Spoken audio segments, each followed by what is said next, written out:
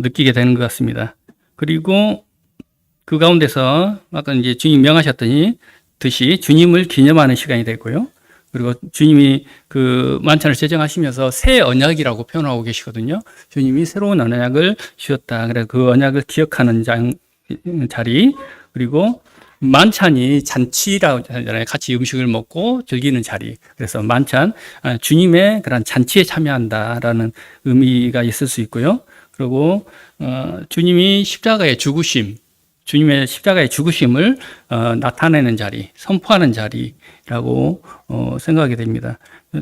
여기서 이제 주님이 그 전하라라고 말씀하시는데, 이 전하라는 헬라어 단어에서 공포하다, 선포하다. 그래서 우리가 주의 만찬을 통해서 우리 성도들만이 주님을 예배하고 찬양하고 한다고 생각하지만, 이 모습을 통해서 우리 주님의 죽으심, 주님의 어떠하심을 믿지 않는 자들에게 나타내는 그러한 자리라고 생각이 되집니다. 지금은 더 약해졌겠지만 초대교회에는 그러한 부분들이 강했을 거라고 생각이 되어지거든요.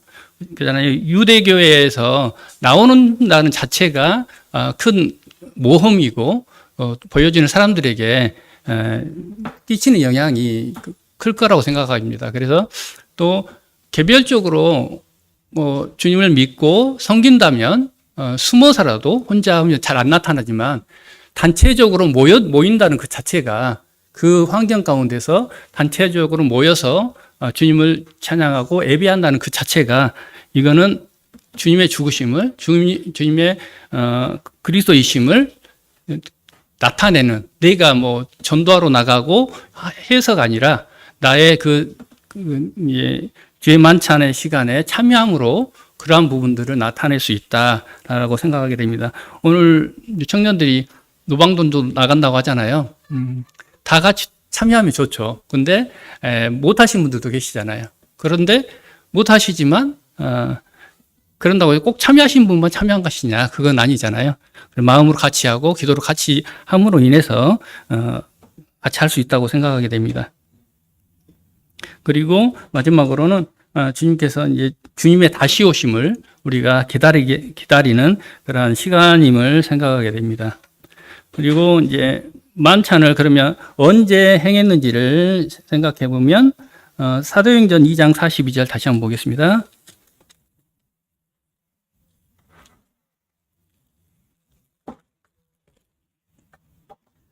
(2장 42절) 그들이 사도의 가르침을 받아 서로 교제하고 떡을 떼며 오로지 기도하기를 힘쓰니라. 보면 그때 초대교회 처음에는 그냥 시시때때로 모인 것 같아요.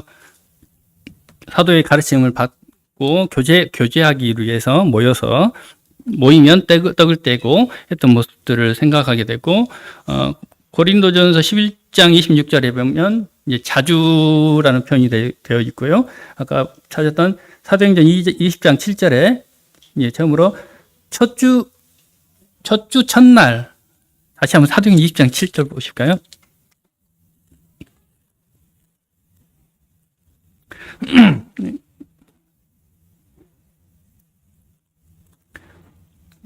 개역교회 좀 바뀌고 나서 조금 말이 바뀌어 있어서 그런 것 같아요. 그 주간의 첫날에 우리가 떡을 떼려 모였더니라고 모였던 모습을 보게 되고, 이 초대교회의 모습을 통해서 지금 저희도 첫 주 첫날 이 주일에 이 만찬을 행하기 위해서 저희가 모이고 시간을 갖고 있습니다. 그래서 이제 만찬을 보면, 주의 만찬을 행하셨던 그 초대교회의 모습을 보면 그냥 떡을 떼는 게 이제 주 목적이지만 그 외에 여러 가지 모습을 보게 됩니다. 떡만 떼고 끝나는 것이 아니라 그 가운데서 만나 교제하고 말씀 듣고 예찬을 나누고 하는 부분들이 다 포함이 되어 있음을 보게 됩니다.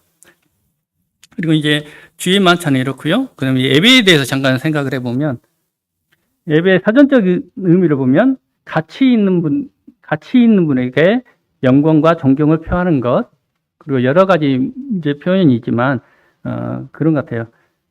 가치가 있는 분에게 영광과 존경을 표하는 거라는 그 뜻이라고 합니다. 워십이. 그리고 구약 시대에도 이제 이 예배라는 단어를 사용하고 계시는데요. 그리고 구약 시대에는 우리가 아시다시피 이제 예배하면 구약 시대에는 제사를 하나님께서 시집 명하셨고 제사를 통해서 하나님 앞에 드렸잖아요. 그런 부분들이 하나님 앞에 드린 예배임을 생각하게 되고요. 처음으로 이제 예배에 대해서 나온 창세기 18장 2절입니다.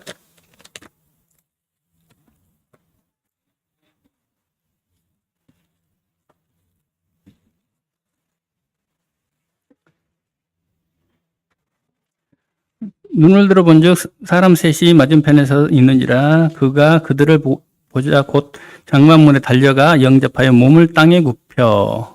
이 몸을 땅에 굽혀라는 뜻의 단어가 그 예배를 상징하는 그런 단어라고 합니다. 그 단어 중에 샤하이라는 단어가 있는데요. 굴복하다, 머리를 숙이다, 엎드리다. 이제 아바드라는 단어는 섬긴다라는 뜻을 가지고 있는 구약에 나타난 그 예배의 단어입니다. 그래서 그 단어의 뜻을 종합해 보면 종으로서 하나님을 섬기는 것이 이제 예배다라고 이제 생각하면 될 것 같습니다. 이걸 통해서 볼 수 있는 거는 우리가 예배하면 어떤 형식을 생각할 수 있거든요.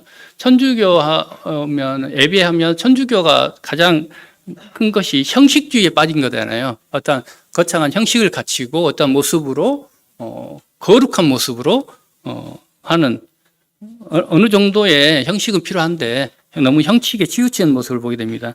그리고 우리도 모르게 예배 드리러 간다라고 하면서 그냥 참여하는 것이 참석하는 것이 예배 드린다라고 생각해 버리는 그래서 교파는 를 욕하는 건 아니고요. 일반적인 걸 봤을 때 그러지 않나 하는 생각이 들어요. 그래서 저희가 교파와 다름을 이야기할 때 그런 부분도 이야기하거든요.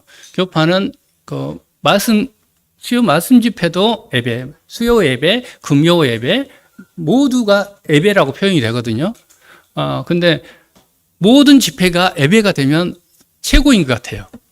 하지만 그 집회 가운데 참된 예배의 모습은 없으니까 우리가 예배라는 것은 하나님 앞에 온전히 드리는 것이라고 생각했을 때 그렇지 않는 집회를 예배라고 표현하기는 그렇지 않나 하는 생각을 들여서 저희는 수요 말씀 집회, 금요 기도 집회, 주일 예배 이렇게 표현을 하잖아요. 그래서 이 예배라는 것은 어떠한 형식을 말하는 것이 아니라 예배는 형식이 아닌 삶, 이게 여기서 이 단어를 봤을 때 굴복하다, 머리를 숙이다, 엎드리다, 섬긴다라는 표현이 있다고 했잖아요. 그래서 예배라는 것은 실제로 내가 어떤 형식 가운데 어떤 모습 가운데 있는 분이 아니라 내가 실제 삶 가운데서 실제 삶으로 나타내는 것이 예배다라고 생각이 되어집니다.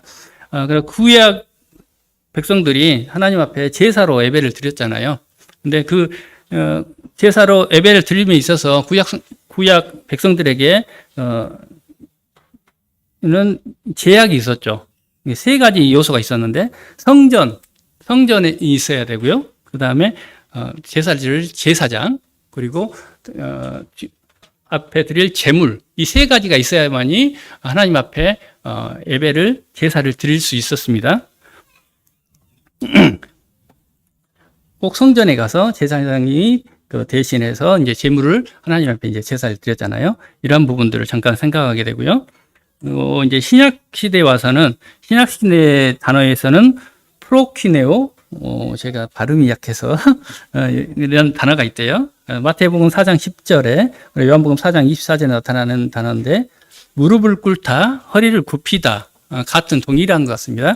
그리고 라트레이야, 다만 그 부분만 섬기라, 레이투르기야, 섬김, 구제, 봉사 이런 뜻을 가지고 있답니다. 이제 예배로 나타나는 단어가 그래서 신약 시대의 이 단어에 또한 동일하게 무릎을 꿇고 허리를 굽히고 다음 그 부분만 섬기고 섬김, 구제, 봉사 이런 부분들이 예배로 표현이 되어 있습니다.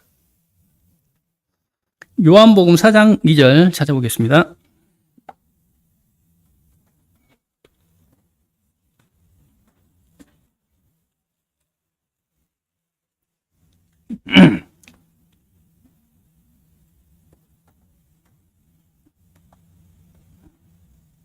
제가 잘못 찾았네요. 잘못 찍었어요. 잘못 적기를 몇 번 맞고.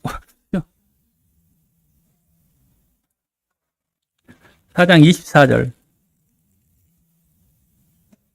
네, 4장 24절. 막 옹기적 몇 번 옹기를 작업하다 보니까 4장 24절. 하나님 영이시니 예배하는 자가 영과 진리로 예배할지니라. 여기서 이제 주님이 말씀하시잖아요. 하나님은 영이시니 예배하는 자가 영과 진리로 예배할지니라.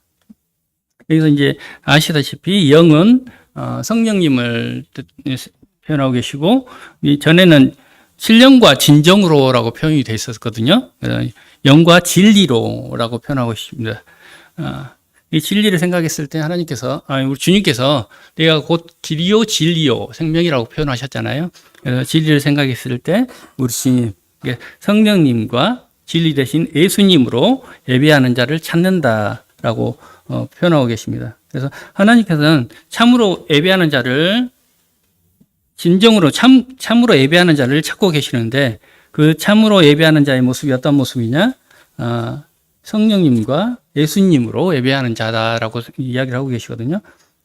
그래서 그 앞에 예배의 단어의 모습을 보면 몸을 굽히고 엎드리고 온전히 섬기고 하는 모습들이 이제 예배의 모습인데, 그러한 모습으로 드릴 수 있는 것이, 성도님도 경험하시겠지만 내 삶 가운데서 내 의지로, 내 생각으로, 내 어떠함으로 엎드리신다고 해도 어느 정도 엎드리신지 모르겠습니다. 엎드리다가 어느 정도 지나면 아이고 힘들어하고 일어서버리는 우리의 모습들이 그런 것 같아요. 그래서 우리가 할 수 있는 한계가 있는 것 같습니다. 그래서 하나님 앞에 우리가 구원받은 성도이긴 하지만 하나님 앞에 예배를 드리려고 하죠. 모든 성도님들의 마음 가운데 하나님을 예배하고 싶고 하나님 앞에 온전히 다 드리고 싶은 마음은 동일하다고 생각합니다. 그런데 이거를 그렇게 할 수 있느냐 없느냐는 답이 여기 있는 것 같아요. 우리가 특히 이제 주일 만찬 예배를 저희가 준비하고 나오시잖아요. 저도 마찬가지고 예배를 드리러 준비하고 나오는데 제일 큰 게 형제님들의 가장 큰 고민, 가장 큰 것이 그런 것 같아요. 감사의 제목을 준비해서 감사에 참여하는 거, 그러한 부분에 있어서 짐이 제일 큰 것 같습니다. 특히 저같이 말 못하고 주일 의식을 많이 하는 사람은 진짜 힘들거든요. 이 부분에서. 일례로 제가 서비스 때 이제 좀 시간도 있고 하니까 저도 그런 부분들에서 너무 부담스럽고 용기를 내서 했는데 자매가 편지를 하나 썼어요. 그러니까 쪽지를 하나 써가지고 딱 놨더라고요. 그래서 서부에 있을 때는 그 순서가 있었어요. 예배 순서가 있었거든요. 성부 하나님, 성령님, 예수님, 이 순서를 지켜서 했어야 되는데 제가 그거 어긋난 거예요. 그래서 그 부분에 잠깐 지적하는 쪽지 썼더라고요. 얼마나 마음에 낙심이 되든지 저는 용기를 내서 이제 도전을 하다 보니까 시기를 봐야 되잖아요. 근데 말을 해야 되는데 멈칫하다가 그 순간을 넘긴 거예요. 그래도 용기를 내서 했는데 하니까 실망해서 난 절대 못하겠구나. 그래서 그 뒤로 많이 쉰 것 같습니다. 그런데 이제 모든 형제님들 마음 가운데 이런 주님 앞에 드리고 싶은 마음이 없을 수가 없고요. 하고 싶고 하려고 노력을 하실 거예요. 근데 이제 그 타임도 못 맞추시고 또 용기가 없으시고 하는 부분들이라고 생각하게 되고, 그리고 나를 바라보니까 더 그렇더라고요. 네. 나는 말 못해서, 나는 이래서 하는 것들이 있다 보면 그게 나를 주저주저하게 만들고 그러다 보면 시간이 지나버리고 그런 이제 못하게 되고 하는 부분들을 생각하게 됩니다. 그래서 여기서 말씀드렸듯이 예배는 나를 바라보며 절대 안 되는 것. 그래서 예배는 신령과 진정으로 성령님을 인해서 주님을 바라보고 나가는 것이 예배다는 생각을 하게 됩니다. 그래서 아까 이제 구약에서는 3요소가 필요했잖아요. 성전, 제사장, 제물이 필요했습니다. 근데 신약에서 우리 주님이 오심으로 신약에서는 이러한 모든 것들이 사라졌거든요. 이 말씀과 같이 이 여인이 이스라엘 사람들은 예루살렘에서 자기들은 이 장소가 있잖아요. 장소를 두고 어디서 예배해야 됩니까? 라고 묻거든요. 구약 백성들에게는 그럴 수밖에 없었거든요. 성전이 있는 곳. 그런데 이제 신약 시대에 와서는 이제 우리 주님 오심으로 우리 주님이 자신의 몸을 성전이라고 이야기하셨고, 산 제물이 되셨고, 그 다음에 대제사장으로 오셨기 때문에 우리 주님이 이 모든 세 3요소를 다 감당하셨거든요. 그래서 주님이 오심으로 저희 성도들은 이제 시간 제약도 없고요, 장소 제약도 없고 언제 어디서나 주님을 예배할 수 있다라고 생각하게 됩니다. 또 하나님께서 우리 성전이라고 말씀하셨고 우리를 제사장 삼아 주셨잖아요. 그리고 제물 대신 우리 주님이 계시고 그래서 이제 이 신약 세대에 와서는 주님을 예배할 수 있는 장소, 시간 이런 것들이 제약이 사라졌고 언제 어디서나 우리 주님만 의지하고 예배 드릴 수 있다라고 이제 말씀하고 계신 것 같습니다.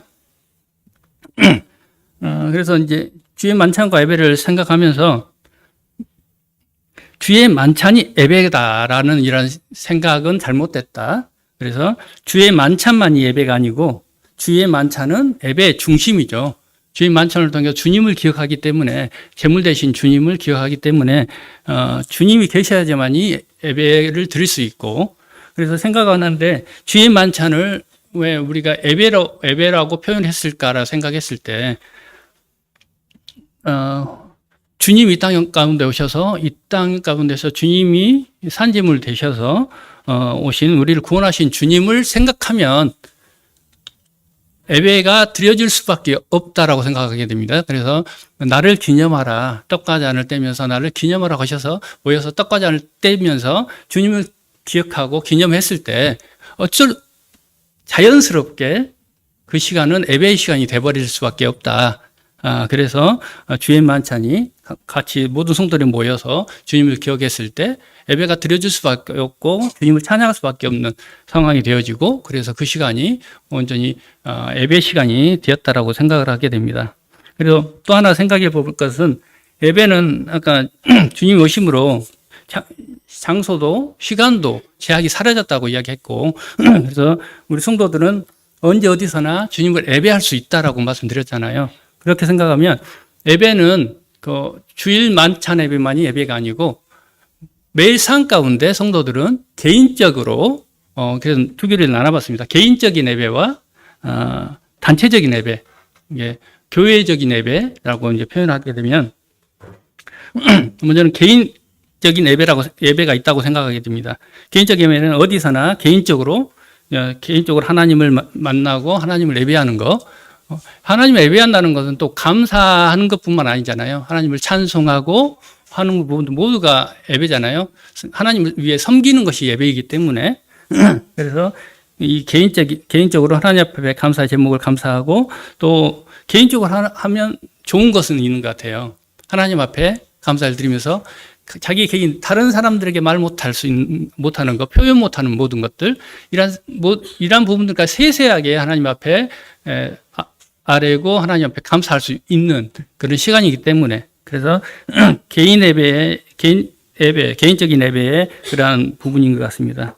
그리고 성도님들의 개개인의 삶, 보이지 않는 개개인의 삶을 통해서 또 하나님을 예배하는 시간, 그래서 개인적인 예배를 생각하게 되고 우리가 예배하면 가장 쉽게 떠오르는 단체적인 예배, 우리 공중 예배, 우리 주일 만찬 예배를 생각하게 됩니다.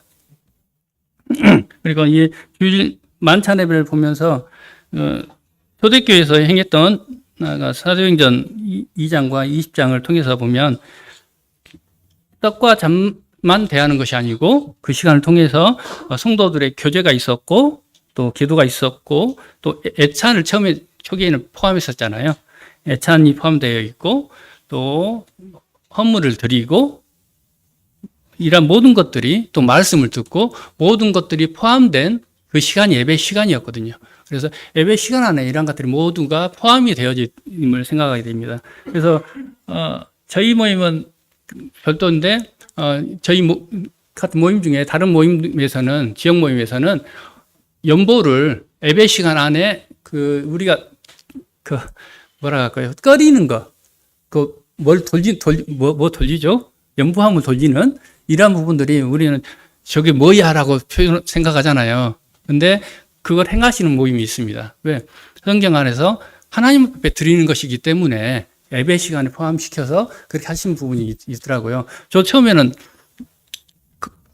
고정관념이 있기 때문에 꺼려지더라고요. 그런데 이제 공부를 하면서 예배라는 것이 주님 앞에 드리는 것이 예배이기 때문에 우리가 주님 앞에 감사드리고 떡과 잔을 떼는 것만이 예배가 아니고 주님 앞에 올려드리는 모든 것들이 예배이기 때문에 초대교회에서 행했던 모습도 돌아봤을 때 그럴 수 있겠구나 하는 생각을 해보게 됐습니다.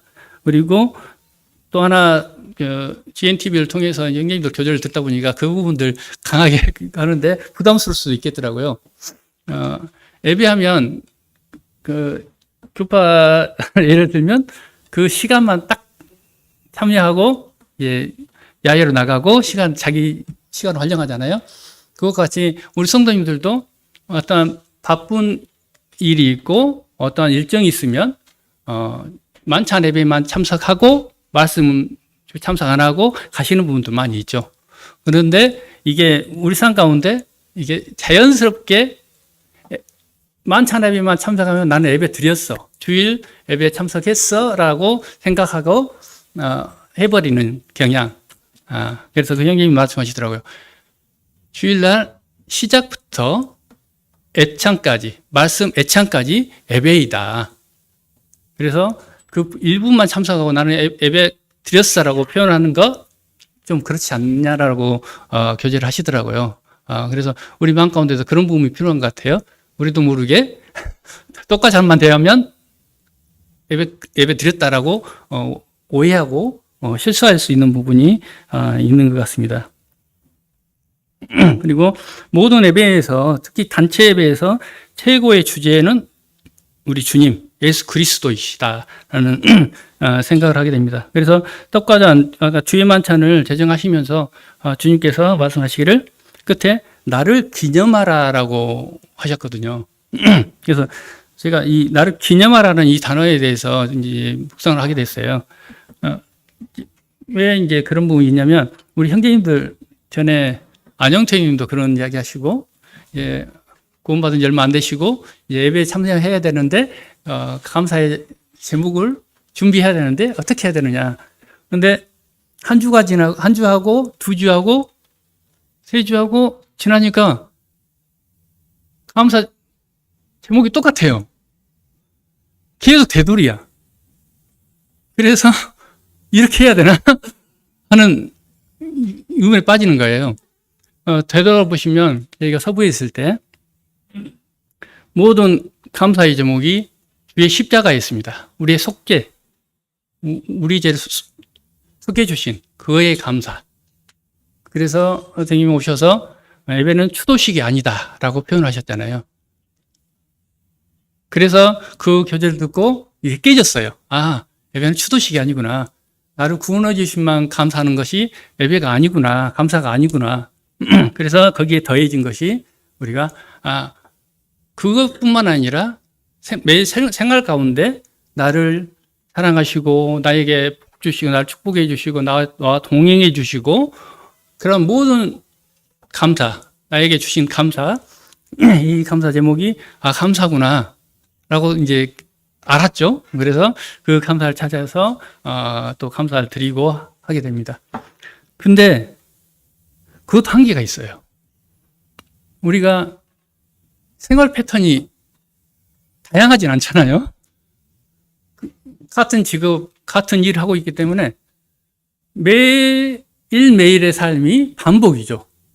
그러면 그 매일매일의 삶에서 반복된 삶 가운데서 느끼는 하나님에 대한 감사, 하나님의 모습, 이게 또 동일해져요. 그래서 이제 전에 안녕팀이 그랬죠. 그런 거예요. 이게 형제님들의 고민이 그런 겁니다. 근데 이제 똑같은 제목에 똑같은 그런 감사가 잘못됐다는 건 아니거든요. 저희가 얼마나 말이 좋고 유식하다고 매일매일, 아니 매주 다른 말을 통해서 예배를 드릴 수 있겠어요. 이제 주님은 마음을 보시는 분이기 때문에 특히 입 짧은 저 같은 경우는 아는 단어가 한정이 돼 있어서 이게 고급진 단어도 사용 못하고 하거든요. 우리 이상준 형님, 너무 그게 풍부하시잖아요. 저는 부럽거든요. 그런데 이제 안 되신 분들이 계시잖아요. 그런데 주님은 마음을 보시니까 그런 부분에서는 아닌 것 같습니다. 그런데 우리가 추구해야 될 것, 우리가 알아야 될 부분은 있다는 생각하게 됩니다. 그래서 여기서 주님이 나를 기념하라고 하셨기 때문에 처음에 저희 생각은 주님이 나를 위해서 십자가에 죽으심, 떡과 잔을 보면서 우리 죄를 위해서 십자가에 죽으신 주님을 기념하라고 하셨구나, 기억하라고 하셨구나. 이 기념하라는 단어가 그러면 기억하라라는 단어로 이제 번역된 부분도 있더라고요. 그래서 주님을 기억함에 있어서 그러면 주님께서 이렇게 행하시고 내가 너희를 위해서 너희 죄를 위해서 죽었다. 이것만을 기억해라. 그런 의미였을까? 그건 아니라는 거죠. 여기서 나를 기념하라, 나를 기억하라고 하셨지 내가 너희를 위해서 십자가의 죽음을 기억하라고 안 하셨다는 거죠. 여기서는 나를 기억하라는 거는 주님 예수 그리스도 그분의 어떠함을 기억하라는 거죠.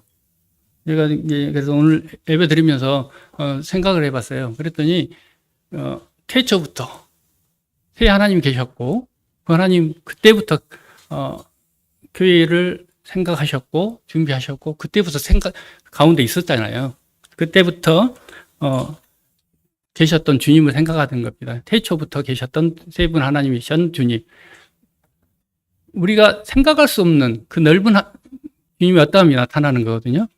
그래서 그 가운데서의 이제 감사의 제목을 생각했을 때 어마어마한 거죠. 이제 그런 부분들을 생각하게 됩니다. 그래서 단체적인 예배에서의 주제는 우리 주님이시고, 그래서 주님, 나를 기념하신 주님을 우리는, 우리 주님을 기억하는 그런, 예배가, 되어야 된다고 생각하게 됩니다.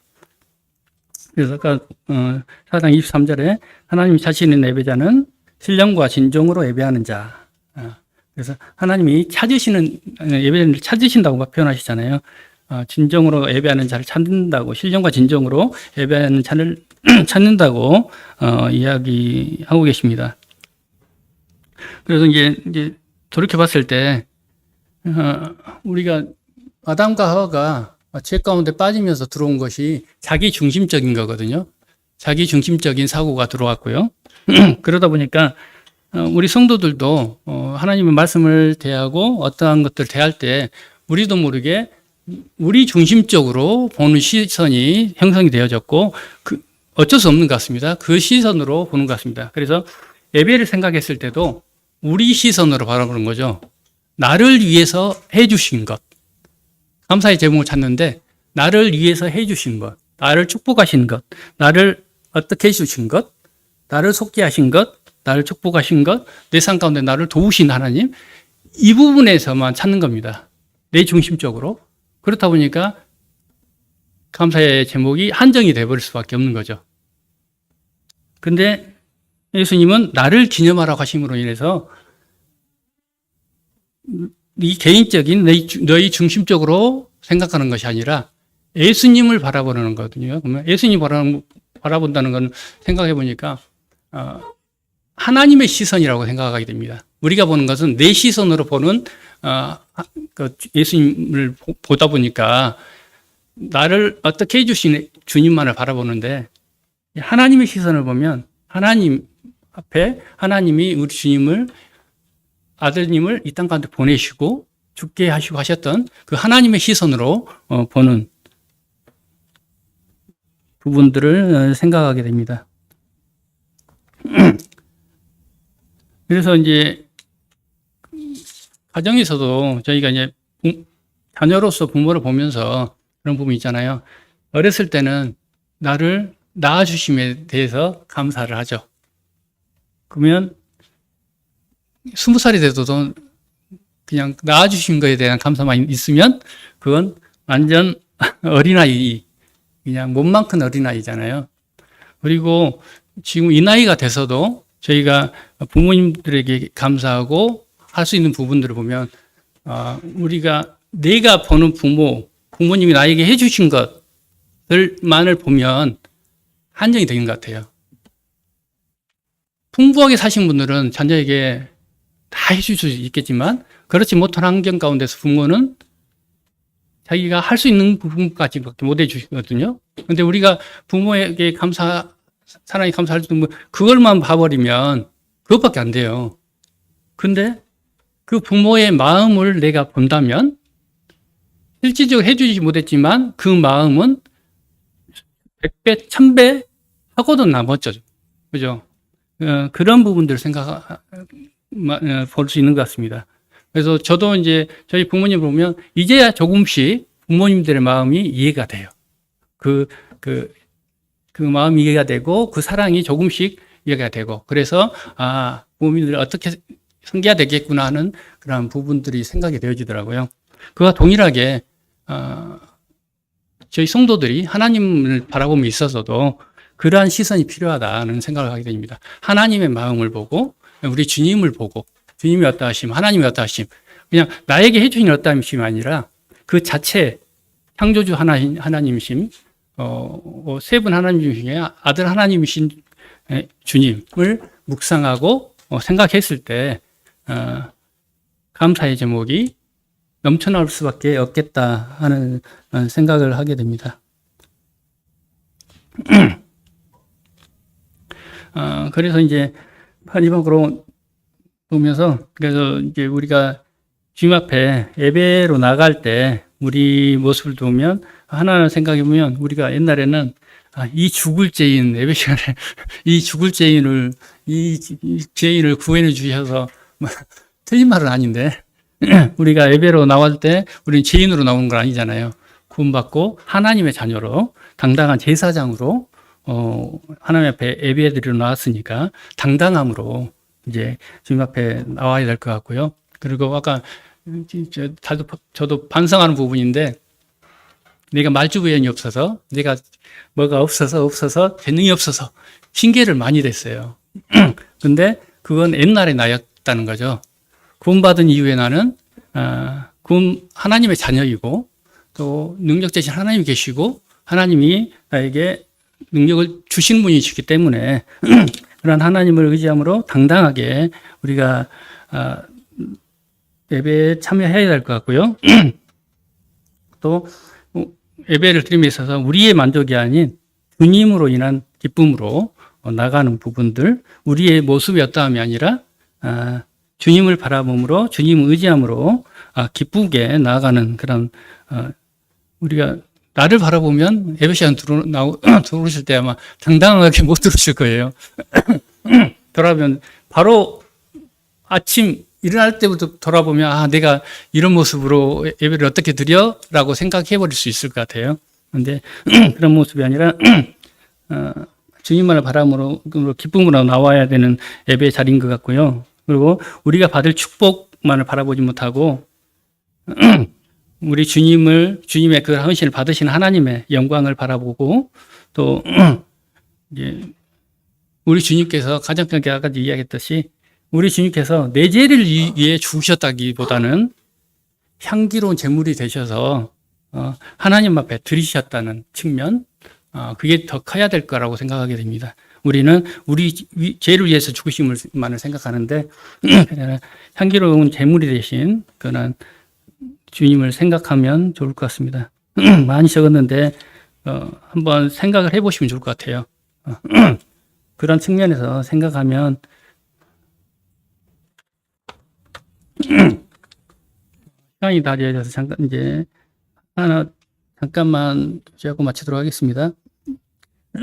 구약의 제사의 모습을 통해서 예배의 모습을 볼 수 있는데요. 이제 저희가 레위기에서 보면 제사의 여러 모습이 나오잖아요. 근데 여러 모습 가운데 여러 제사가 있고요. 그리고 개인들에게는 화제 소재 번제를 통해서 자원함으로 언제 나와서 이제 제사를 지내라고 했고요. 근데 전체 백성을 향한 제사는 의무적으로 하나님께서 정하셨고 그때 나와서 이제 제사를 지내라고 하셨습니다. 그래서 그냥 간단하게 요약하면 속죄제, 화목제는 우리가 속죄제 생각했을 때 죄를 속하는 죄잖아요. 그래서 속죄제물 대신 우리 주님을 생각하게 되고 우리가 그래서 처음에는 이 속죄제에만 얽매여 있었다라고 생각을 하게 됩니다. 그런데 구약 제사의 모습을 통해서 하나님께서는 번제를 가장 크게 말씀하시고 계십니다. 그래서 속죄제는 한 번 속죄제당 3번의 번제를 드리게 하셨고요. 장막절에는 한 번 속죄제당 24번의 번제를 드리게 하셨고 또 1년 중에 번제는 1243번, 속죄제는 32번이랍니다. 그래서 그 모든 제사들을 통해서 우리 주님의 제물 대심을 이제 바라볼 수는 있겠지만 하나님이 원하시는 그 제사의 모습은 번제에 이르는 것이라고 생각이 되어질 때 번제는 속죄 제물인 동물을 전체를 하나도 남김없이 전체를 태워서 향기로 하나님 앞에 드리는 제사입니다. 그래서 이 번제는 예배자나 제사장이 취하는 것이 아무도 없이 온전히 이 제물은 하나님 앞에 드려지는 제사가 번제입니다. 근데 소제나 화목제나 이런 것들은 일부분은 제사장이나 예배를 드리는 사람들에게 나가는 일부는 드리고 일부는 그 사람들이 가져가는 그런 제사이고요. 속죄제 같은 경우는 기름은 태워드리지만 나머지 모든 것들은 그냥 밖에서 태워버리는 그런 제사이고요. 그래서 구약 제사의 모습을 통해서 우리가 이루어야 될 하나님이 원하시는 제사의 모습은 이 번제, 온전히 제물을 태워 향기롭게 드리는 제사. 그래서 번제물 대신 우리 주님 그 자체, 우리 주님 그 주님 그 전체를 드리는 제사라고 생각을 하게 됩니다. 그래서 그리고 또 이제 그 하나에 보면 또 저희가 예배를 이게 형제님들이 감사의 제목을 드리는 데 있어서 아까 예배가 개인적인 예배와 전체적인 예배를 제가 생각을 해봤었잖아요. 그런 부분들을 잠깐 생각해 봤을 때 또한 우리가 우리의 생활 가운데 주님을 경험하고 주님이 저희에게 주신 것들, 축복하신 부분들 감사로 올려드릴 수 있다라고 생각하는데 그런데 너무 사적인 것들 우리가 그러면 이게 개인 예배와 전체 예배에 있어서 우리가 주의할 부분이 그런 것 같아요. 개인적인 예배에서는 나의 사소함까지 다 아릴 수 있겠지만 전체적인 예배에서 나의 사소한 것까지 같이 했을 때 공동 예배에서는 혼자 드리는 게 아니잖아요. 내가 드리는 감사가 모든 성도들의 아멘이 되어야지만이 온전히 드려줄 수 있기 때문에 나의 사소한 이런 감사가 아멘 안 되시는 분들이 있거든요. 상황을 모르고 처지가 다르기 때문에 이해하지 못하고 해버릴 수가 있어서 그러한 부분들은 우리가 구분을 하고 준비함으로 예배를 드려야겠다는 생각을 하게 됩니다. 그리고 그러한 개인적인 예배가 계속 되어진다는 것은 아까 우리가 속죄제 그래서 나를 구원하신 부분만 감사가 되어지고 이런 것들은 영적인 예배에 있어서 영적인 교회의 아직 어림이라고 생각하게 됩니다. 그래서 저희 빛골 성북교회에 나와서 점점 예배의 모습에 있어서 또 형제님들의 참여에 있어서 성숙해져 가는 모습이 나타나고 주님 그러면 그걸 통해서 이제 주님이 기쁘게 받으실 거라고 생각하게 되고요. 그래서 이제 더욱더 저희 모임의 이 예배가 형제님들의 준비와 성도님들의 이런 예배의 참 모습을 생각하셔서 우리 주님만을 묵상하고 우리 주님으로 온전히 우리 주님을 숙제 제물 대신 우리 주님을 온전히 주님 앞에 올려드리는 그래서 그 부모들은 자식을 칭찬해주면 부모들이 기쁘잖아요. 그런 것 같습니다. 우리 하나님께 원하신 거는